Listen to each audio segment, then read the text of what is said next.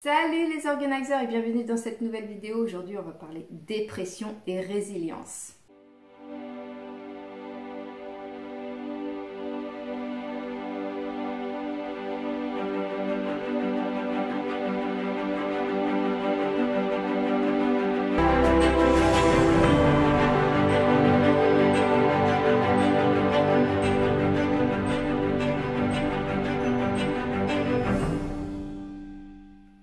Salut les organisers et bienvenue dans cette nouvelle vidéo, j'espère que vous allez bien. On se retrouve aujourd'hui pour parler de mon expérience, une expérience dont je vous ai déjà parlé dans une autre vidéo que je vous mettrai dans la barre d'infos dans le petit i et qui était par rapport au burn-out. Aujourd'hui je ne vais pas vous détailler le ressenti que j'ai eu au niveau de mon burn-out, mais je vais vous raconter un petit peu l'évolution, ce que ça a changé dans ma vie en fait, d'avoir fait ce burn-out, d'avoir fait cette dépression, que la psychiatre n'a jamais défini comme une dépression. Pour elle, elle dissocie burn-out et dépression. Dites-moi ce que vous en pensez en commentaire. Il n'empêche que j'ai eu un traitement pour la dépression pendant un an, donc j'estime que j'étais quand même en phase de dépression à cette époque-là. Donc ça date de 10 ans. J'ai fait un burn-out et ce burn-out a littéralement changé ma vie. Avant le burn-out, j'étais quelqu'un de très avenante, de très serviable. Je disais oui à tout le monde, je disais oui à tout, je rendais service à tout le monde pour tout. J'étais toujours présente, on avait besoin d'un service, j'étais là,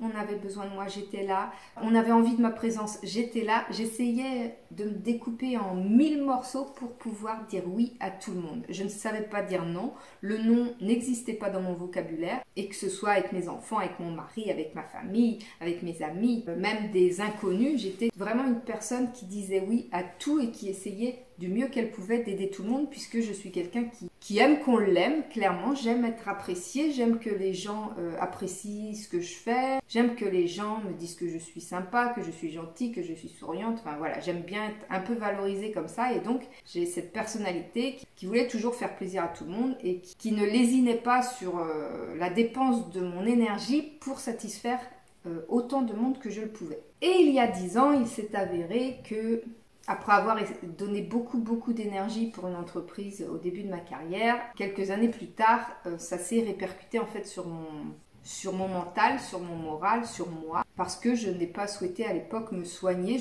Je pensais qu'en quittant l'entreprise, ça se serait arrêté, mon mal-être se serait arrêté et que j'avais pas besoin de me faire soigner. En quittant le lieu où ça m'a provoqué ce mal-être, eh bien je pensais que tout serait redevenu dans l'ordre. Ce ne fut pas le cas, puisque 4 ou 5 ans plus tard, j'étais en train de travailler dans une entreprise tout à fait normalement et j'ai fait mon burn-out. Et à partir de ce moment-là, cette année-là, puisque j'ai eu un traitement d'1 an, j'ai mis 1 an pour m'en remettre. Je continuais de travailler puisque la source de mon problème n'était pas mon travail où j'étais à ce moment-là, mais le travail d'avant, mon tout premier travail dans ma carrière. Et donc je me suis retrouvée avec un burn-out, une période de ma vie où je ne pouvais plus aider personne, une période de ma vie où il fallait que je dise non, une période de ma vie où je n'avais plus d'énergie, où je n'étais plus capable de quoi que ce soit.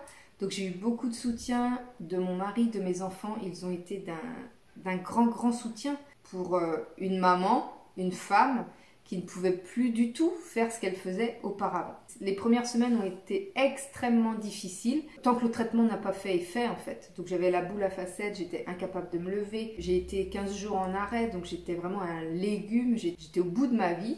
Et ça a été très difficile pour moi de ne pas pouvoir être moi-même, à toujours donner aux autres. Il a fallu que je pense à moi. Il a fallu que je pense à moi en priorité. Il a fallu que je me privilégie. Il a fallu que j'apprenne à dire non. Il a fallu que je devienne ma priorité. Les autres n'étaient plus la priorité, c'était moi la priorité dans ma vie. Et ça, c'est la première leçon que j'ai apprise grâce à la dépression.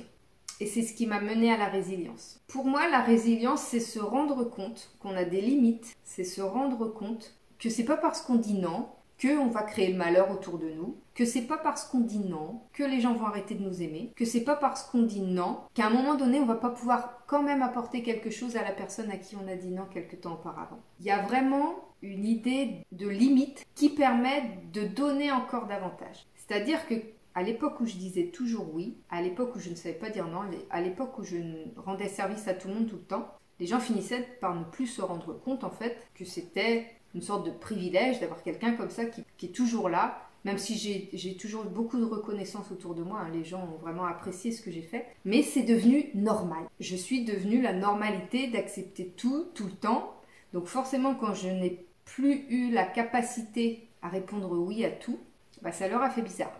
Et ils se sont rendus compte que finalement, j'apportais un plus dans leur vie. Et ils se sont rendus compte aussi qu'ils avaient peut-être exagéré par moments. Et moi-même, je me suis rendu compte que ce n'est pas la faute des autres du fait de leur demande, mais ma faute à moi aussi de ne pas avoir mis de limites. En faisant preuve de résilience, des limites se sont créées, me permettant de me ressourcer quand j'en ai besoin et me permettant de continuer à pouvoir aider les autres, ceux que j'aime, ceux que j'apprécie, etc., etc. L'expérience malheureuse, entre guillemets, que j'ai eue avec le burn-out, avec la dépression, est pour moi un cadeau.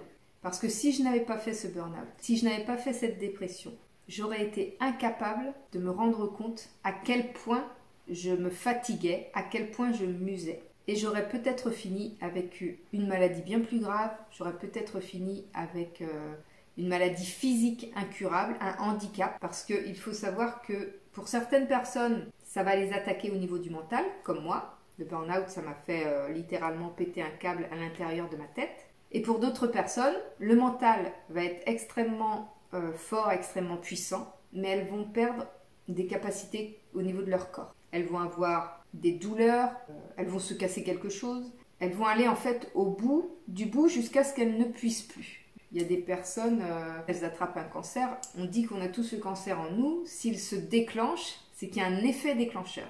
Je suis persuadée de ça et ça peut être un choc émotionnel, ça peut être n'importe quoi qui peut déclencher ça. Et donc pour moi j'ai eu la chance, même si à l'époque quand j'ai fait ma dépression, je me suis dit c'est la pire chose qui puisse arriver parce que quand le mental ne suit plus, et ben même si le corps va bien, on ne peut absolument plus rien faire. J'étais clouée dans mon lit, je ne pouvais plus me lever comme si ma tête était tellement lourde, tel un poids en fait, tel un boulet qu'on traîne en fait. Au lieu d'être à la cheville, il était à la tête. Du coup, ça m'empêchait de me lever. J'étais scotchée dans mon lit. Je ne pouvais pas me lever. Et je me disais, c'est quand même fou d'avoir un corps en bonne santé, parce que j'ai toujours essayé de maintenir mon corps en bonne santé, et d'avoir la tête qui ne suit plus. Et donc, à l'époque, vraiment, je me suis dit, le pire qui puisse nous arriver, c'est de péter un plomb en fait. C'est d'avoir le cerveau qui ne suit plus. Et c'est vrai que je me le suis également dit quand ma maman a eu la maladie d'Alzheimer, que son corps allait à peu près bien. Bon, elle faisait de l'arthrose, elle avait des petits soucis de santé, mais on va dire qu'elle pouvait marcher, elle pouvait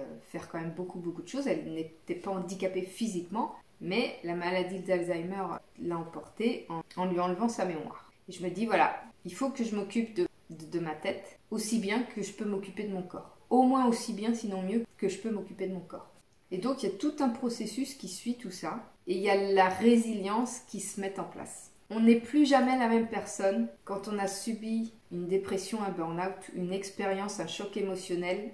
Enfin, toutes ces choses qui nous font péter un câble, toutes ces choses qui nous perturbent psychologiquement. On ne peut plus jamais être la même personne après. Donc, il faut s'adapter. Donc, il faut apprendre à dire non, pour ma part. Il faut apprendre à s'écouter. Il faut apprendre à développer son intuition, ses ressentis, ses sentiments pour toujours aller dans le sens de son alignement, dans le sens de sa personnalité, de ce qu'on a envie d'être, de qui on est. Il faut réapprendre à se connaître parce qu'en donnant beaucoup aux autres, on s'oublie en fait. En donnant beaucoup aux autres, on demande aux autres de donner l'attention que nous-mêmes, on n'arrive pas à se donner. Et donc toute cette résilience permet de travailler tous ces points-là, de beaucoup travailler sur soi, d'enfin comprendre. C'est pour ça que j'ai pu vous dire en début de vidéo que je suis quelqu'un qui aime être aimé en fait, qui aime être apprécié, qui est un petit peu pas le centre du monde parce que je n'aime pas être mise sur un piédestal, je suis plutôt celle qui met en valeur les autres, qui essaye de mettre en valeur les autres. Mais j'aime être celle qui a contribué, j'aime être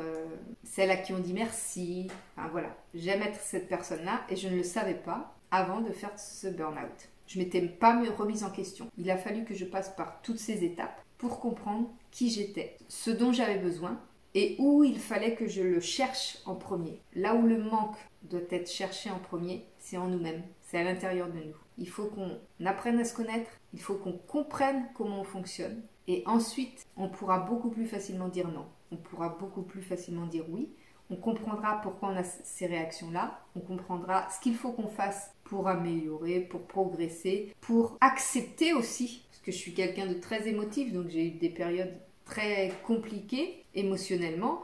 Encore aujourd'hui, je suis quelqu'un de... Je disais facilement que j'étais quelqu'un d'émotive, mais quelle est la raison de cette émotivité? Il y a plein de choses à travailler en fait. Et donc maintenant que j'accepte mieux pourquoi je pleure, etc., bah, je peux mieux l'expliquer autour de moi. Et l'acceptation, elle est autant moi envers moi-même que les autres envers moi-même. Et du coup, c'est beaucoup plus fluide. Tout se passe de façon beaucoup plus fluide dans ma vie. Le burn-out, la dépression a vraiment été un cadeau pour moi. Et je suis tellement contente d'avoir appris la résilience. Si toi aussi tu as traversé une expérience assez intense et particulière qui t'a profondément marqué et qui t'a changé, n'hésite pas à me le raconter en commentaire. Tu peux aussi me contacter en message privé. Je trouve ça toujours hyper intéressant d'avoir les histoires des autres, le vécu d'autres personnes. Je trouve que ça nous permet d'évoluer nous-mêmes, ça nous permet de comprendre. Enfin, j'aime beaucoup en fait pouvoir partager toutes ces expériences-là. Et c'est pour ça que je vous les partage. Si cette vidéo vous a plu, n'hésitez pas à lâcher un petit pouce, à vous abonner si ce n'est pas encore fait, à me suivre sur mes autres réseaux sociaux Instagram, Facebook et TikTok. Et moi je vous dis à très bientôt dans une prochaine vidéo. Salut!